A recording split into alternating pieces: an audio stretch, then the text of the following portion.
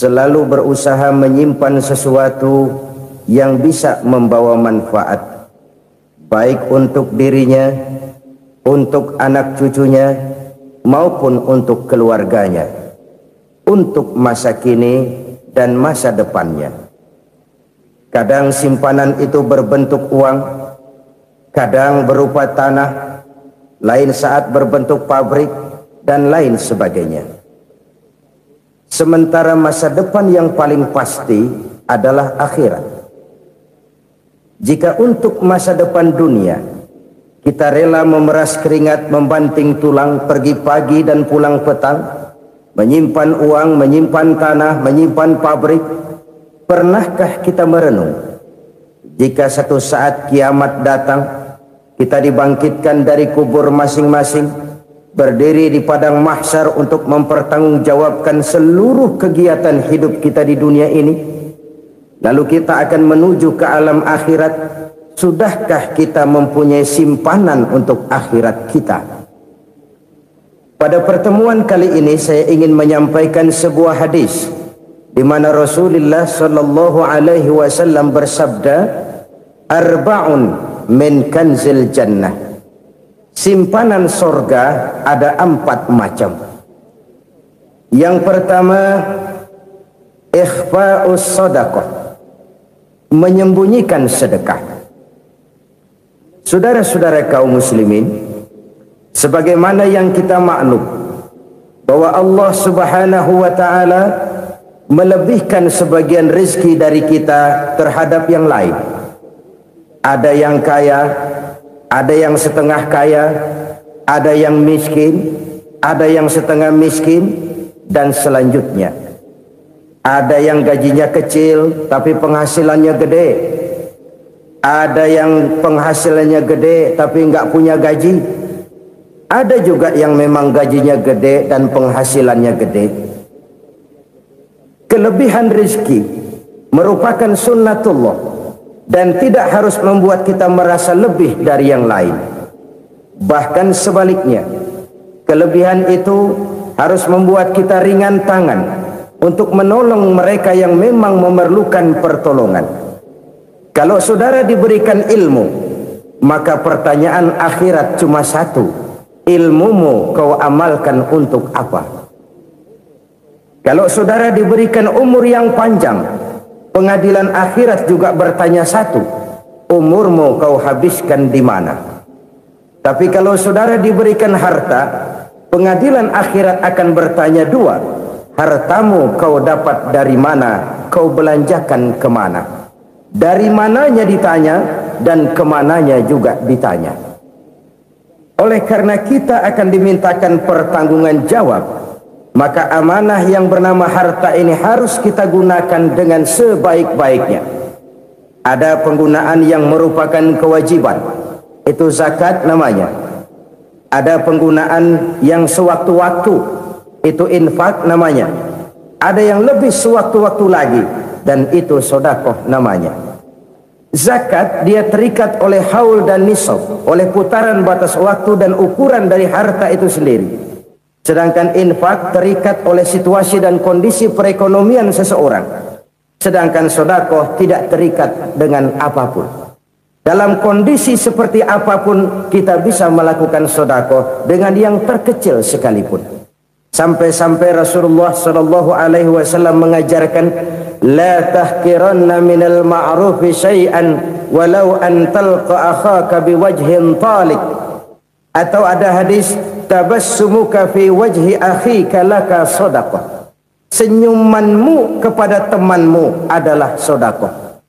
Jadi untuk melakukan sedekah tidak harus dalam berbentuk uang. Dengan ilmu kita bisa sedekah, dengan tenaga kita bisa bersedekah, dengan pikiran kita bisa bersedekah, bahkan senyum kepada teman itu pun sedekah.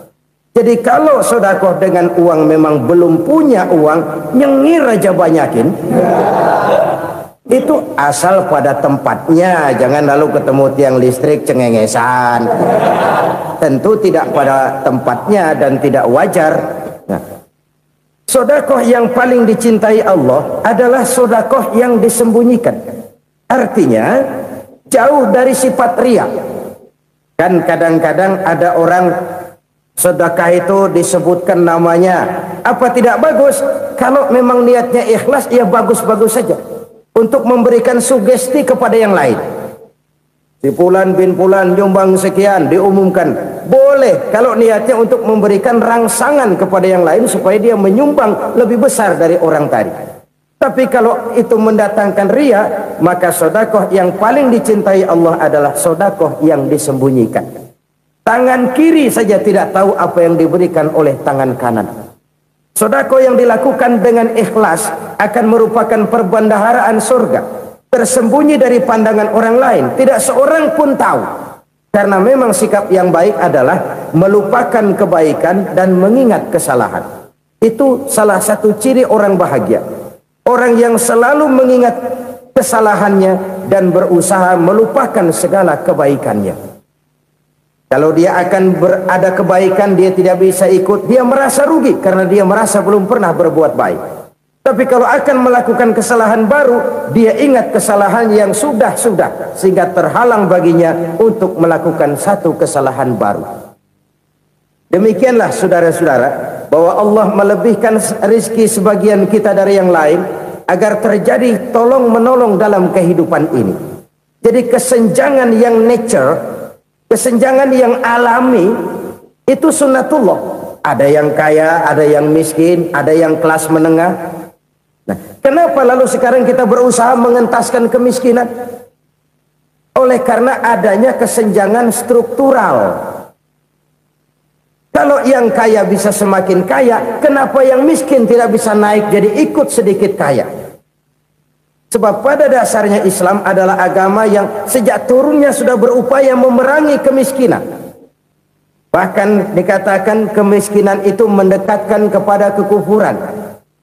Orang kalau miskin udah dekat banget sama kafir.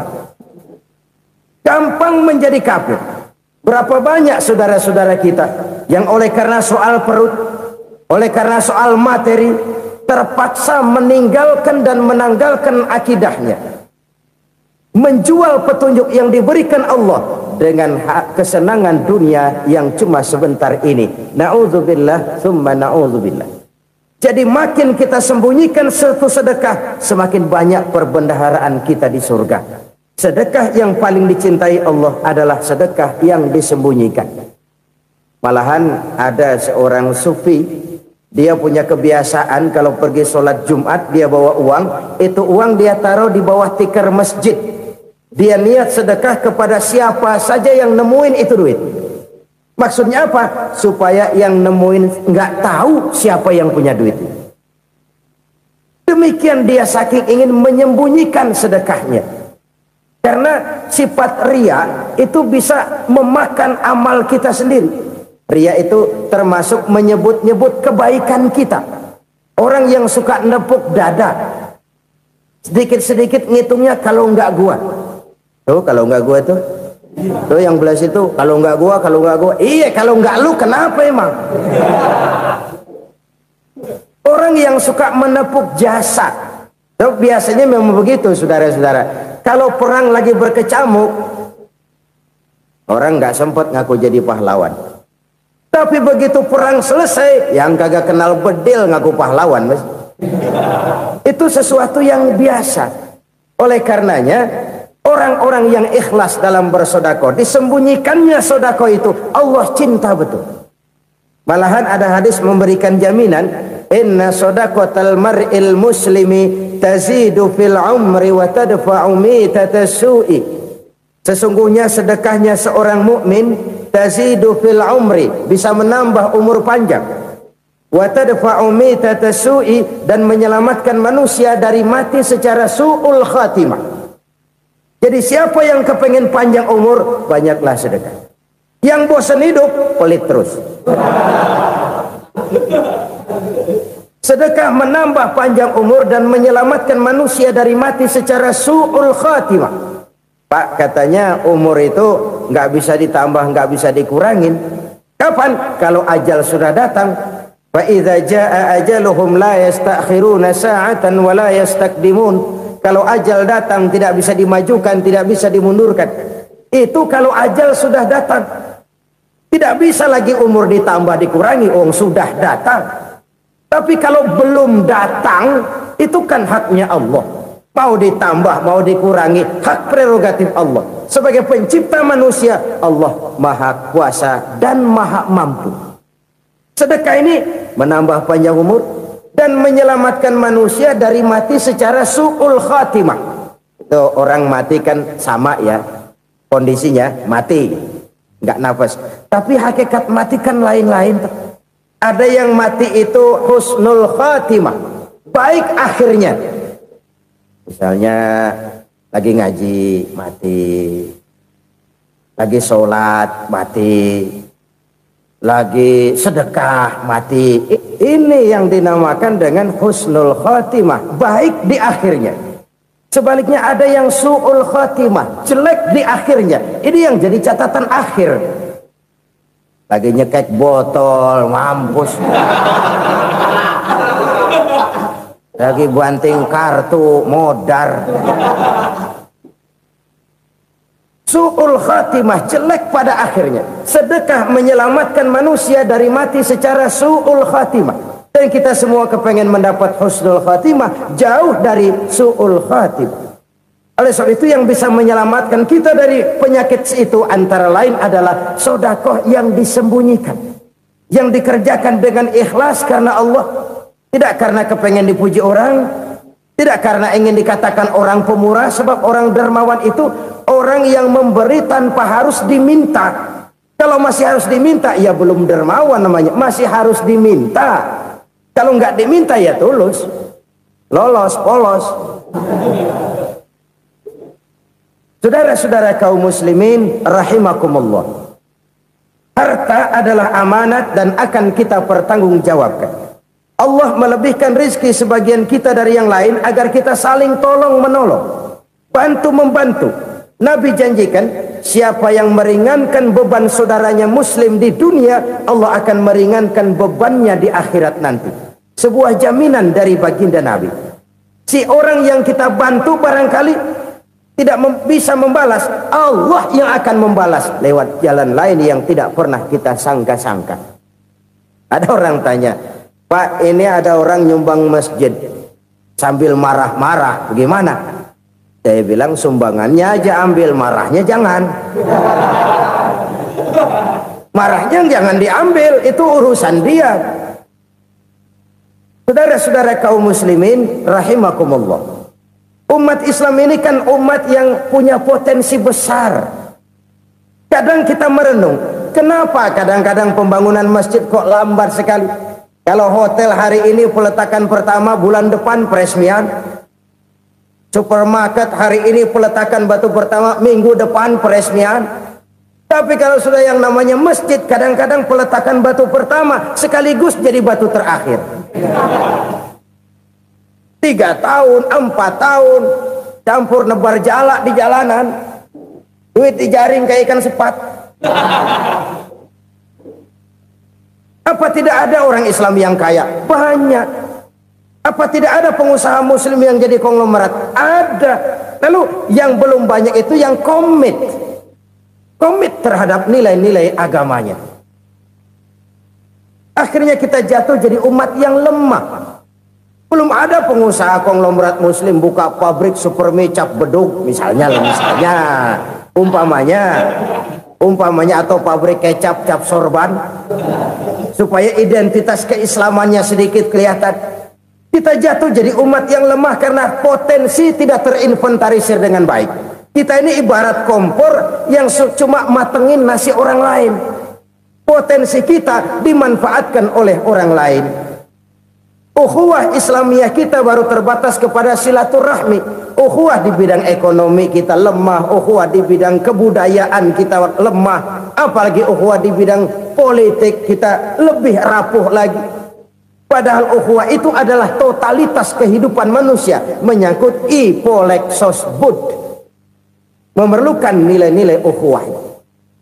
Jadi oleh karena itu mari kita menyadari di dalam harta kita, walaupun kita yang cari, pergi pagi, pulang sore, peras keringat, banting tulang, di sana ada harta anak yatim.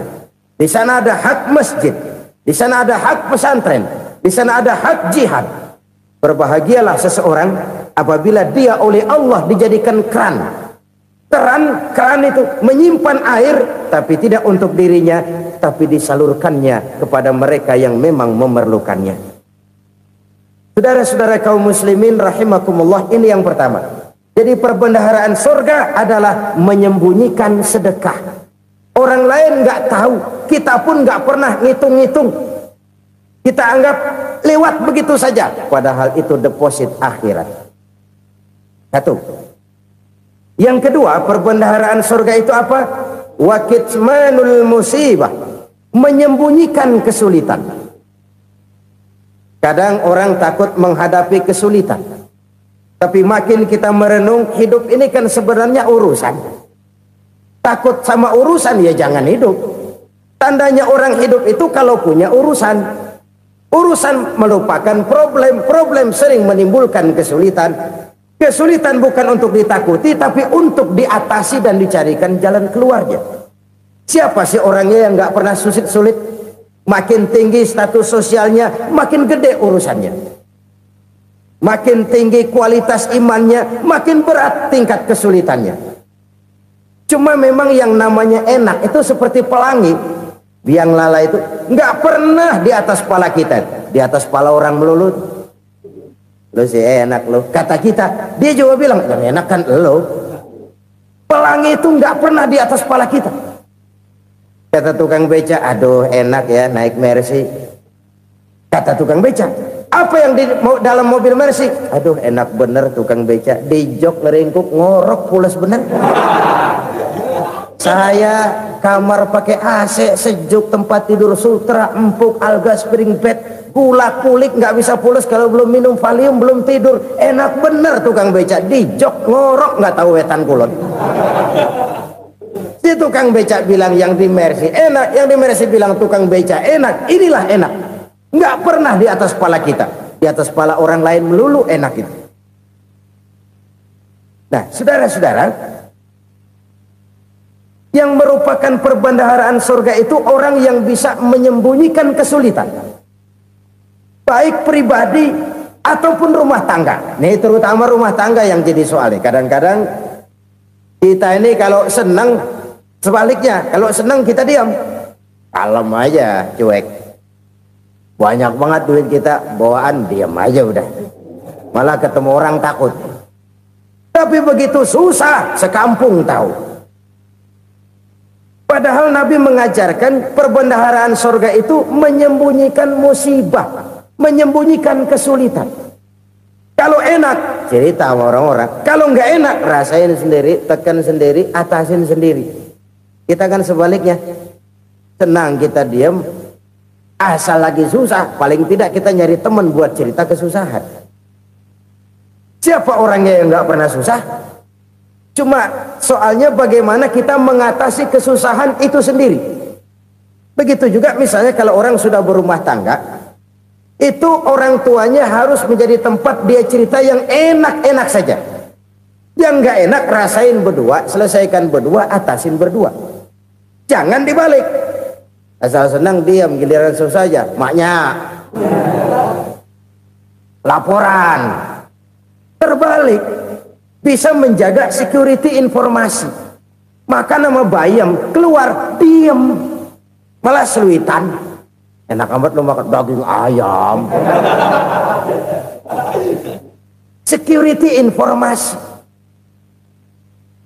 Saudara-saudara kaum muslimin rahimakumullah, ujian yang terberat itu yang pernah diberikan kepada para nabi, para rasul, para aulia, para ulama. Makin tinggi keimanan, makin berat bentuk kesulitan. Ayo saya kemukakan satu contoh saja.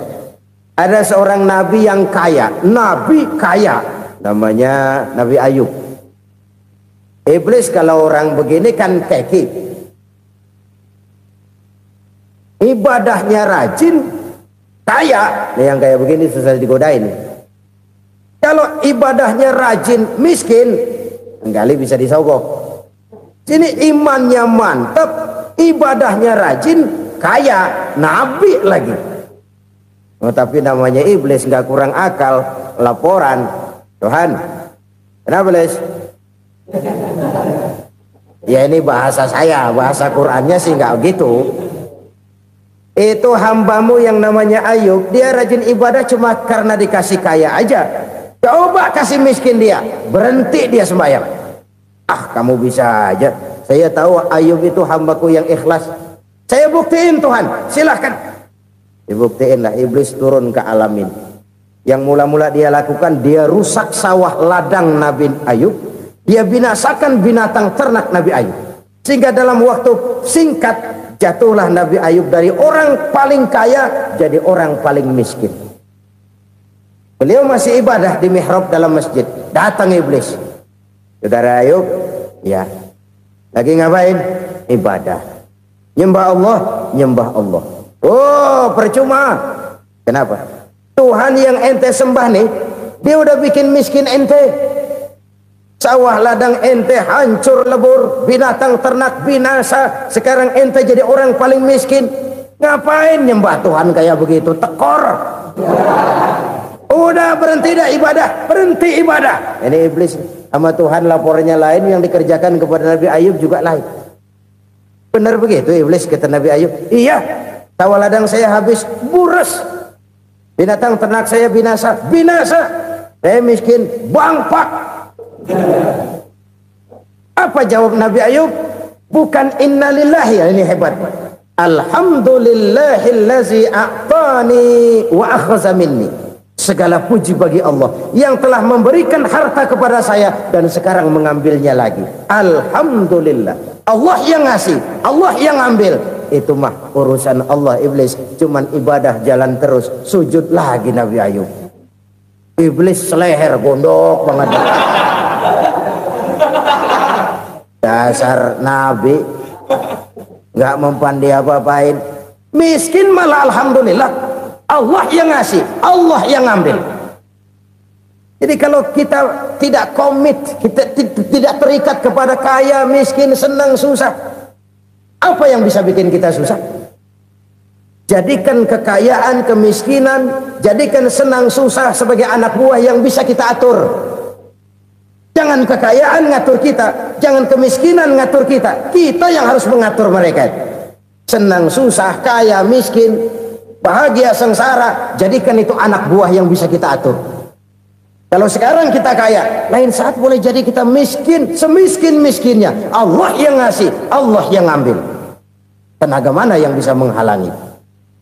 Ibadah jalan terus. Iblis makin gondok.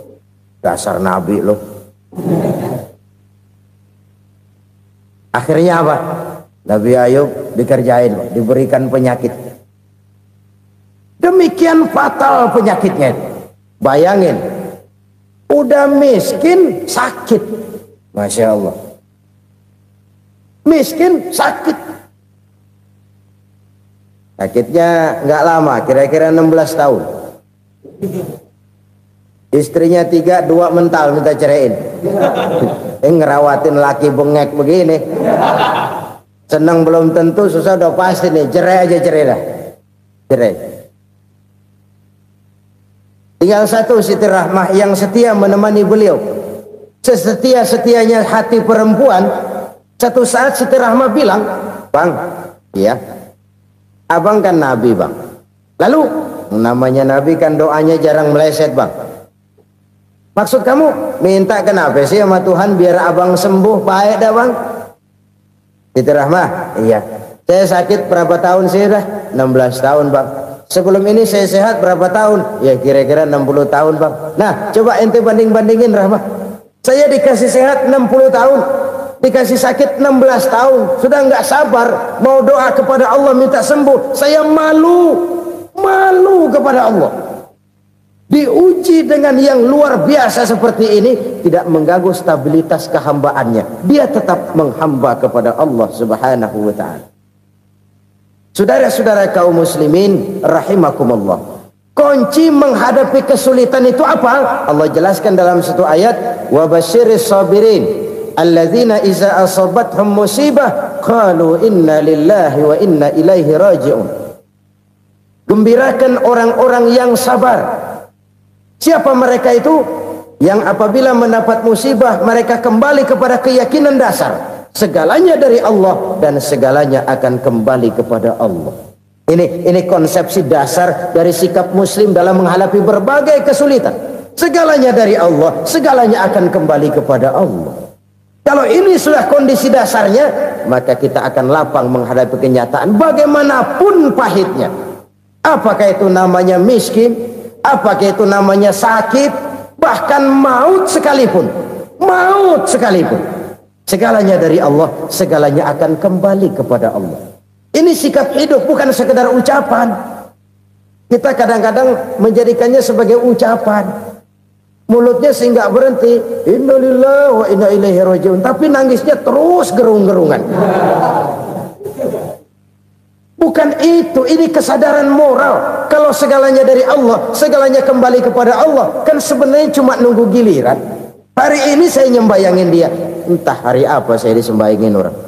Hari ini saya antar dia ke kubur, entah hari apa orang nganterin saya ke kubur. Hari ini saya tahlilkan dia, entah nanti kapan orang tahlilkan saya. Segalanya dari Allah, segalanya akan kembali juga kepada Allah. Oleh sebab itu saudara-saudara, kesulitan bukan untuk ditakuti.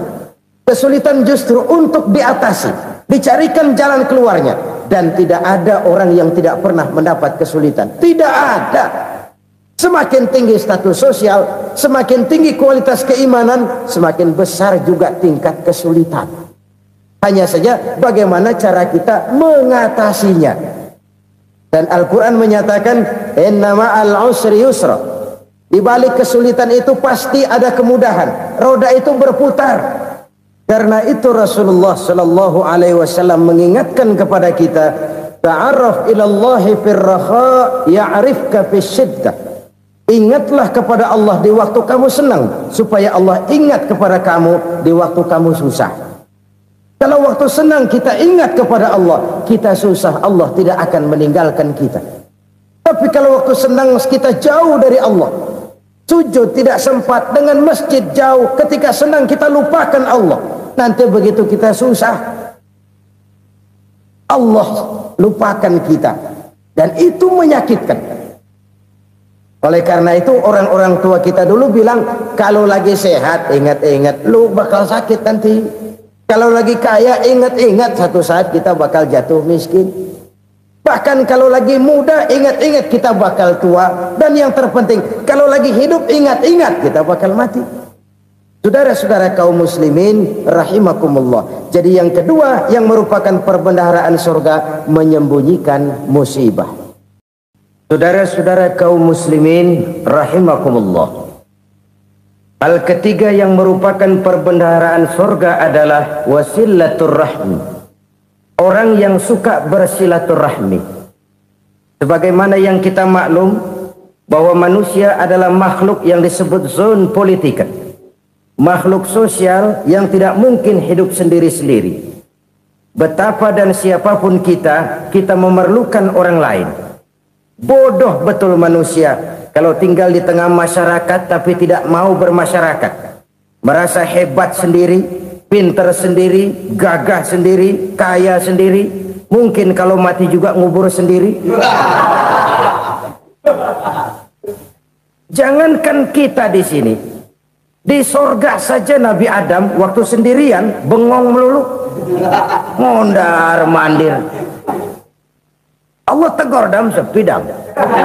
Ya ini kalau bahasa saya. Iya Tuhan, sepi ini nggak ada coret-corekan pisan ini. Diciptakan Siti Hawa baru anteng Nabi Adam. Itu di surga. Cobalah. Umpamanya saudara tinggal di Jakarta nih. Kayak bener. Apaan aja di Jakarta punya saudara dah. Jembatan Semanggi ambil. Monas, Buntel bawa pulang. Hotel-hotel ambil semua. Cuman tinggal di Jakarta sendirian, apa enaknya? Betapa dan siapapun kita perlu orang lain. Tidak ada seorang pun yang bisa memenuhi kebutuhan hidupnya secara sendiri-sendiri. Nah, Islam telah menyelamatkan manusia dari ras diskriminasi. Mengikat manusia dengan persaudaraan yang berlandaskan kepada akidah. Karena itu dianjurkan bersilaturahmi. Bahkan Nabi menyatakan, man arada ayyubsata lahu fi rizqihi wa yunsa'a fi atharihi falyasil rahimah. Siapa yang kepengen diluaskan rezekinya dan dipanjangkan usianya, banyaklah ia bersilaturahmi. Siapa yang kepengen dimudahkan rezekinya, hendaknya ia banyak bersilaturahmi. Kalau banyak teman, kesulitan kan paling tidak ada tempat cerita. Udah susah sendirian, kita pikirin diri, nggak ada tempat tukar pikiran. Cepet banget sama bengek. Dilawan sendiri. Nah, secara makro kita bisa berkata, tidak mungkin ada kemenangan kalau tidak ada kekuatan. Tidak ada kekuatan kalau tidak ada kesatuan dan persatuan. Tidak mungkin ada kesatuan dan persatuan tanpa semangat silaturahmi. Kalau umat Islam mau menang, dia harus kuat. Kalau umat Islam mau kuat, dia harus bersatu. Kalau umat Islam mau bersatu, dia harus membudayakan silaturahmi ini. Bahkan sampai-sampai kata Nabi, kalau bisa cari nilai tambah. Apa? Silman qata'ak. Bersilaturahmilah kau kepada orang yang marah denganmu. Masya Allah, indahnya ajaran agama kita. Orang yang marah pun kepada kita, kata Nabi, kalau bisa bersilaturahmilah kepadanya, kepada orang yang marah itu. Di situ nilai tambah. Cuman jujur nih hadis, ngucapinnya gampang, ngamalinnya yang berat banget. Orang marah sama kita, kita disuruh silaturahmi, ada apa malu? Lu marah, ada gua marahan lagi, gue pikirin. Saudara-saudara kaum muslimin rahimakumullah. Tapi ini yang diajarkan, bahkan ini yang dicontohkan oleh baginda Rasul. Bagaimana begitu mudah, misalnya satu saat Abu Jahal ini ngatur strategi bagaimana bikin Muhammad celaka. Dia gali lubang di depan tempat tidurnya. Dia tutupin daun korma. Terus dia panggil seseorang, ke sini. Kasih tahu Muhammad, pamannya sakit keras, minta ditengokin. Berangkat orang ini ke sana. Muhammad, labbaik.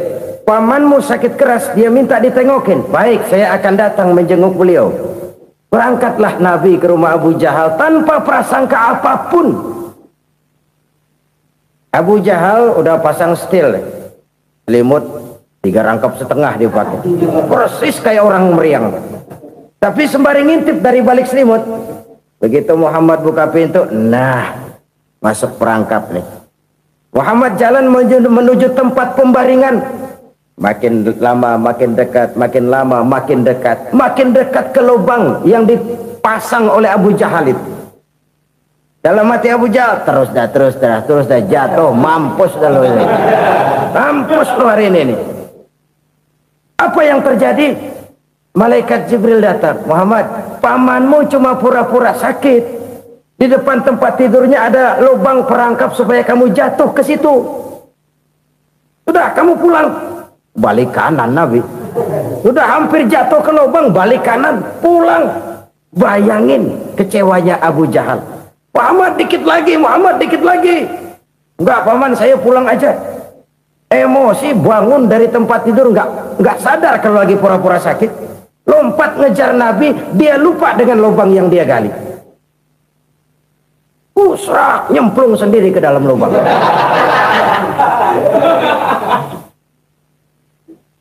Nabi terus berlalu. Ini terjadi keanehan. Jatuh ke lubang yang dia gali itu sebenarnya nggak terlalu dalam ya, antara 3-4 meteran lah. Tolong saya jatuh ke lubang ini. Datanglah pelayan-pelayannya itu. Angkat saya dari sini. Oh, yang ngulurin tambang. Satu gulung, belum juga nyampe itu tambah. Kurang, beli lagi ke warung.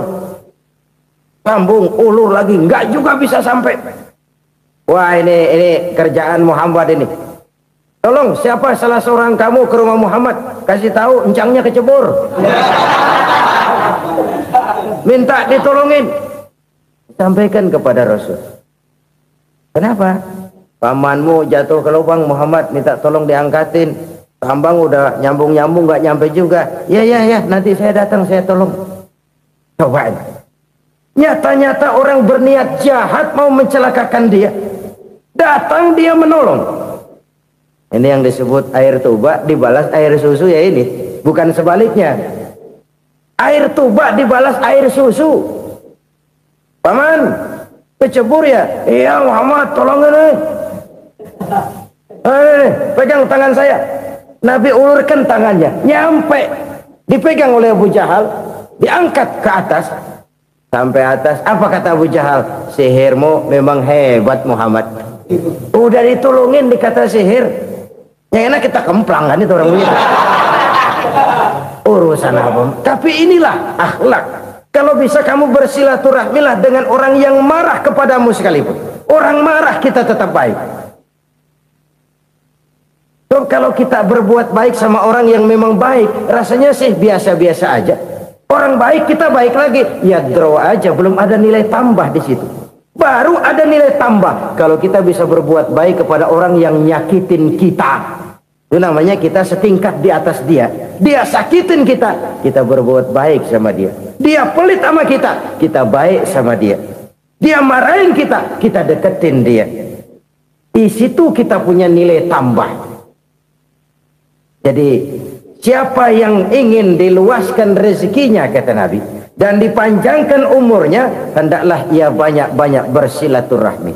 Sederhana sebenarnya silaturahmi, tapi silaturahmi membangkitkan semangat kesatuan dan persatuan. Kesatuan dan persatuan melahirkan kekuatan. Dalam matematika 1 ditambah 1 pasti 2. Tapi di tengah masyarakat, 1 orang takut ditambah 1 orang takut, hasilnya jadi 2 orang setengah berani. Kenapa setengah berani? Karena udah berdua. Tadi pan takut sendirian. Kalau dia kumpul turu-turu takutlah jadi berani. Kita yang lemah, kita yang tidak berdaya, kita yang miskin, kalau mau kompak bersatu, apa yang nggak bisa kita kerjain? Apalagi tinggal di kota besar, pilihan cuma 2. Bertahan atau minggir. Bertahan atau minggir. Untuk bisa bertahan harus mampu bersaing. Untuk mampu bersaing harus punya keahlian. Keahlian harus ditunjang dengan pendidikan, ditambah oleh kekompakan sebagai umat. Udah miskin mencar mulu, orang injak kita. Orang nggak pandang urusan apa malu. Oleh karena itu silaturahmi pada hakikatnya merupakan roh dari ukhuwah yang diajarkan oleh agama kita. Bagaimana Islam menyelamatkan masyarakat manusia dari ras diskriminasi, mengikat manusia, dan tidak ada persaudaraan yang lebih indah selain persaudaraan yang diikat dengan nilai-nilai akidah. Sepanjang orang di jalan Allah, itulah saudara kita. Keluar dia dari jalan Allah, selesailah persaudaraan sampai di situ. Karena itu kalau ingin menyimpan sesuatu di surga, banyaklah bersilaturahmi. Datang ke rumah ini, datang ke rumah itu, dan lain sebagainya. Itu simpanan kita di akhirat nanti. Ini yang ketiga. Saudara-saudara, yang keempat, perbendaharaan surga itu apa? Wa qawlu la hawla wa la quwwata illa billah. Ucapan la hawla wa la quwwata illa billah. Ibadah kan ada yang berat, modalnya besar. Bangun masjid berat, modalnya besar. Bangun rumah sakit berat, modalnya besar. Ada ibadah yang berat tapi modalnya ringan. Misalnya puasa. Puasa itu berat, mengendalikan nafsu. Kalau sekedar nggak makan nggak minum sih enteng, mengendalikan nafsu. Itu jihad terbesar, tapi kan modalnya ringan, cuma niat saja. Ini ibadah berat, modalnya ringan. Ada ibadah yang ringan, modalnya juga enteng. Seperti termasuk ucapan la haula wa la quwwata illa billah. Tanpa sadar, la haula wa la quwwata illa billah. Nyelengin tuh di surga. Nyelengin, kita nggak terasa, nyelengin simpenan akhirat. La haula wa la quwwata illa billah, nyimpen lagi. Kaget, la haula wa la quwata illa billah, nyimpan lagi, banyak simpanan. Walaupun sebenarnya yang dimaksud di sini adalah kesadaran batin bahwa tidak ada daya dan kekuatan kecuali Allah. Itu intinya. Kita memulai pekerjaan disunahkan baca bismillah, kan begitu. Apa itu? Kesadaran moral Bahwa ini saya bisa kerjakan. Saya kerjakan ini dengan menyebut nama Allah. Kenapa? Kalau Allah tidak memberikan daya dan kekuatan, mana mampu saya kerjakan ini. Maka saya kerjakan ini dengan menyebut nama Allah. Bismillah. Kesadaran moral. Manusia hanya wajib berusaha, tapi nggak pernah wajib berhasil. Banyak hal-hal yang kalau kita renungkan secara rasio nggak mungkin, tapi jadi kenyataan. La haula wala quwata illa billah. Tidak ada daya dan kekuatan kecuali bagi Allah semata-mata. Kesadaran moral akan kelemahan dan keterbatasan makhluk bernama manusia. Kadang kita kagum dengan otak, tapi kita sering lupa sama yang bikin otak. Padahal bagaimanapun hebatnya otak, yang bikin otak pasti lebih hebat dari otak. Nggak percaya, silahkan otak-otakan. Inilah kecenderungan. Kita kagum dengan pesawat-pesawat mutakhir, bukan main, besi gede banget terbang itu. Alangkah hebatnya. Lalu apa yang bikin otak tidak lebih hebat dari itu semua? Kita puji laut. Apa yang bikin laut tidak lebih hebat dari laut itu? La haula wa la quwata illa billah. Tidak ada daya dan kekuatan kecuali Allah. Apa yang bisa kita lakukan kalau tidak karena daya dan kemampuan yang diberikan oleh Allah kepada kita? Lahirlah sikap tawadu, rendah hati, tidak melonjak menjadi angkuh dan sombong, sadar akan kelemahan dan keterbatasan diri sebagai makhluk yang diciptakan oleh Allah Subhanahu wa taala. Jadi satu sisi ini ucapan yang berpahala, la haula, jadi wiridan.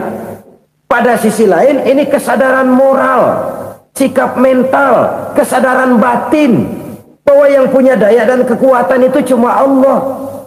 Kita nggak pantas untuk sombong, sebab sombong itu pakaiannya Allah. Kita nggak sedang pakai pakaian Allah, kegedean. Dan makin kita renungi, makin terbentur. Apa sih yang bisa kita sombongin? Kita mau sombong apa? Kaya? Pintar? Itu kan semua relatif. Di atas langit masih ada langit lagi. Jadi oleh karenanya, marilah kita menyadari. Manusia hanya wajib berusaha, tapi tidak pernah wajib berhasil.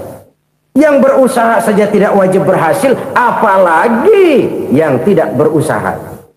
Islam bukan agama orang pemalas yang selesai sholat lalu ngelohom, nggelenggem ayem-ayem. Tapi Islam bukan agama orang sombong yang setelah berusaha lalu tidak memerlukan Allah. Kita bisa saja bikin proyeksi, tahun sekian kita bakal panen besar menurut perhitungan otak. Tapi ada kejadian lain. Apa? Tikus ngambek. Habis itu dimakanin tikus, panen gagal. Proyeksi rasional gagal oleh tikus-tikus yang ngambek itu. Bisa saja terjadi.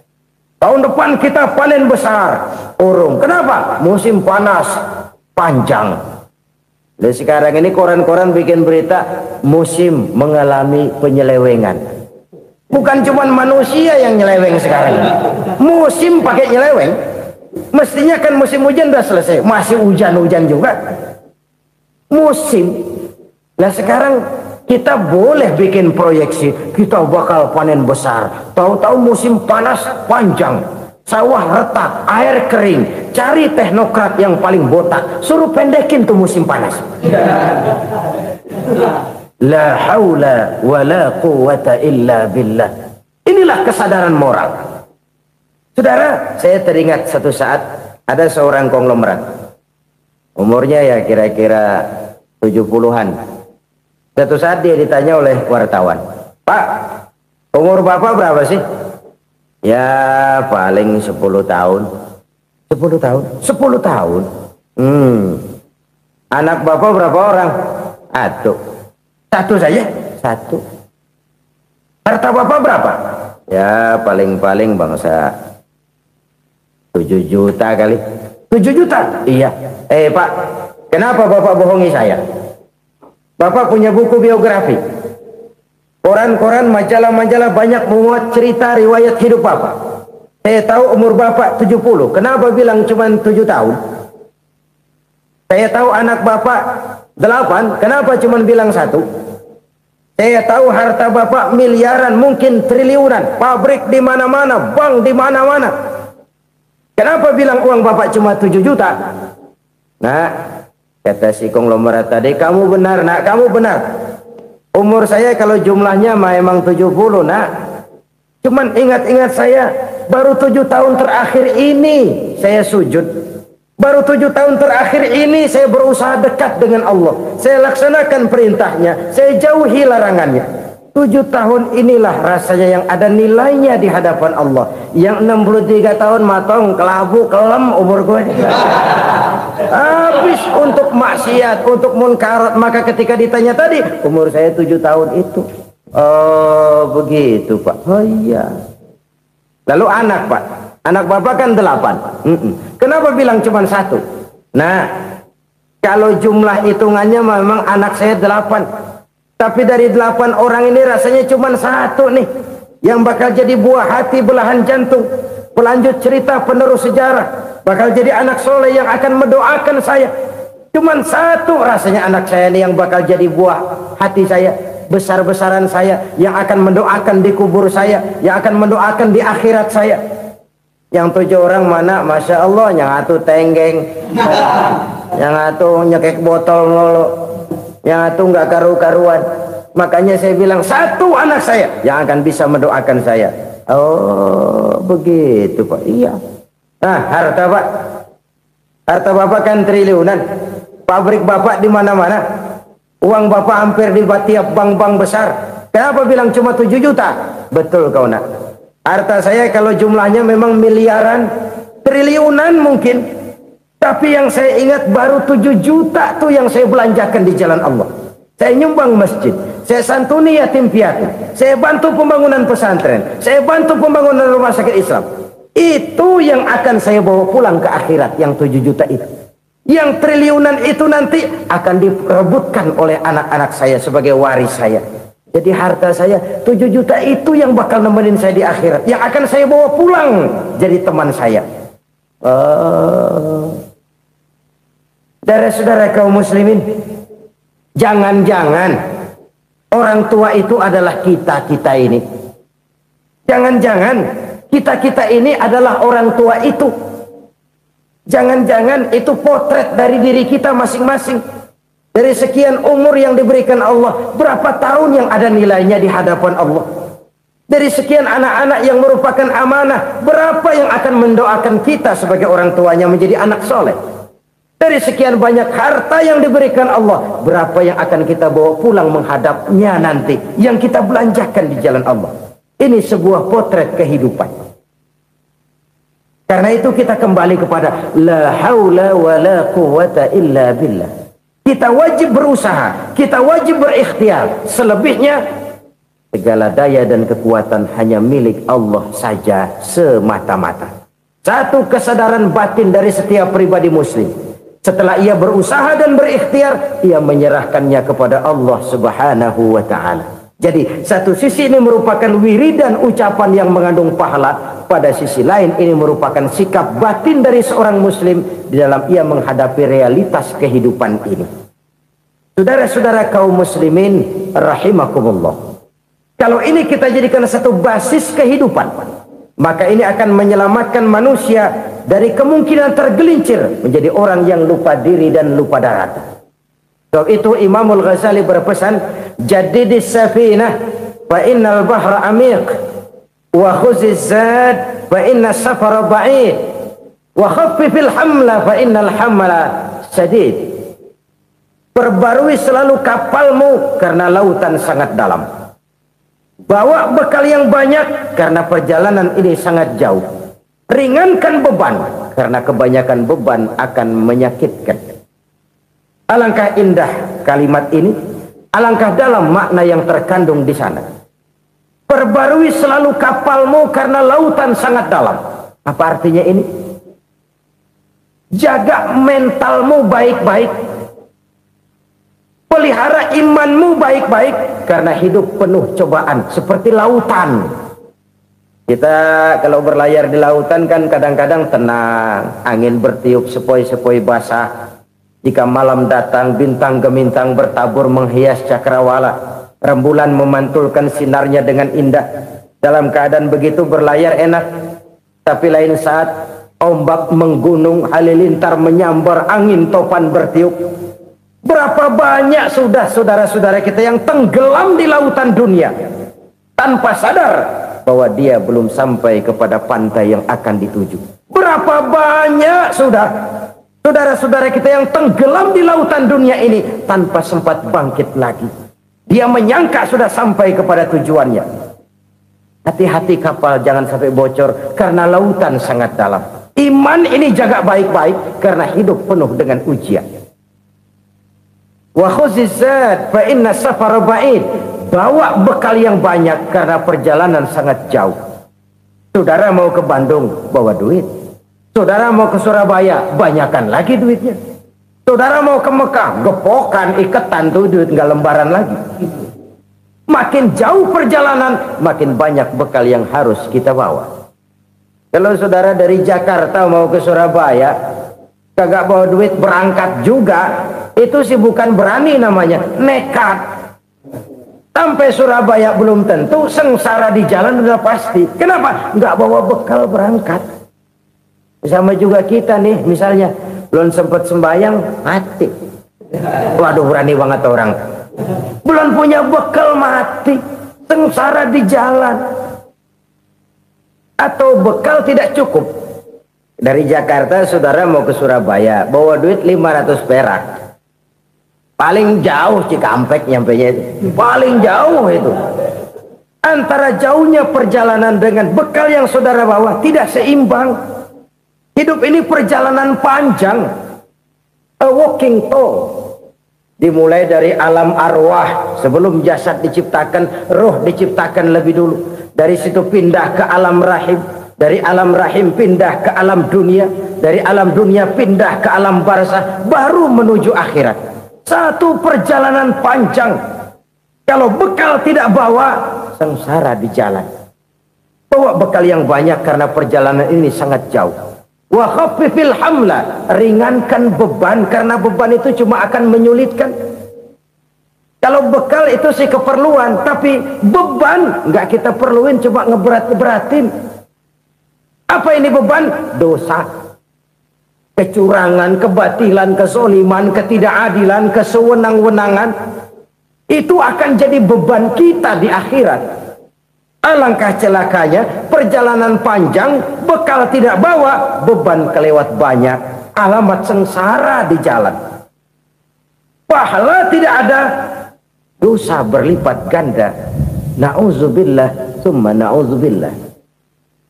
Kalau kita rangkum nasihat Al-Ghazali dengan kisah si konglomerat tadi, kita akan mengambil kesimpulan. Pertama, bekal terbaik dalam menghadapi gejolak kehidupan ini tidak lain adalah iman. Yang kedua, pahala dan dosa. Dua hal kontroversial. Pahala adalah bekal, dosa adalah beban. Tapi kita sekarang kan tidak begitu terangsang kepada yang abstrak. Orang berlomba mencari yang konkret-konkret saja. Yang real. Kalau memang dosa, benjol dong. Kira-kira begitu. Kira-kira begitu. Persis orang Yahudi dulu. Orang Yahudi itu kan pernah minta kepada Nabi Musa. Ya Musa, lan nu'mina laka hatta narallaha jahrah. Musa, kami nggak bakal mau beriman kepada Allah kalau belum kami lihat Allah ada nongkrong di depan kami. Kalau memang Tuhan ada, taruh dong di depan kami. Mau yang konkret-konkret saja. Kalau memang dosa, benjol dong. Kalau memang pahala, berasa dong. Orang terangsang kepada yang real, yang konkret-konkret saja. Karena itu, untuk mengejar dosa, orang mau bayar. Tapi untuk mengejar pahala, walaupun tidak bayar, orang segan. Ini yang dikatakan oleh Nabi, kamu mengharapkan ke surga, tapi kamu berat melaksanakan sesuatu yang bisa membawa kamu ke surga. Kamu ingin jauh dari neraka, tapi tiap saat kamu lakukan perbuatan-perbuatan yang justru menjerumuskan kamu ke neraka. Idda'aitum an-najata minan nar wa ramaitum fiha anfusakum. Kamu ingin selamat dari neraka, tapi kamu lemparkan diri kamu ke neraka. Kamu ingin masuk surga, tapi berat sekali kamu melakukan perbuatan-perbuatan yang bisa menyampaikan kamu di surga. Saudara-saudara kaum muslimin rahimakumullah. Jadi hal keempat yang merupakan perbendaharaan surga adalah la haula wa la quwwata illa billah. Satu sisi ini merupakan ucapan yang memperberat timbangan akhirat. Pada sisi lain ini merupakan sikap hidup seorang muslim. Kesadaran batin yang sangat dalam bahwa tidak ada daya dan kekuatan kecuali Allah. Dan itu kita simbolkan pada saat memulai pekerjaan dengan Bismillah, dengan menyebut nama Allah. Satu kesadaran moral, saya hanya bisa melakukan ini karena diberikan daya dan kekuatan oleh Allah. Lahirlah sikap tawadu, rendah hati, tidak melonjak menjadi angkuh dan sombong. Saudara-saudara, sampai sini dulu jumpa kita kali ini. Semoga 4 perbendaharaan surga ini dapat kita lakukan, yang kelak akan merupakan bekal kita di kemudian hari nanti. Amin ya rabbal alamin.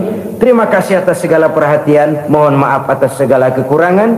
Usikum wa iyaya bitaqwallah. Wassalamu alaikum warahmatullahi wabarakatuh. Waalaikumsalam warahmatullahi wabarakatuh.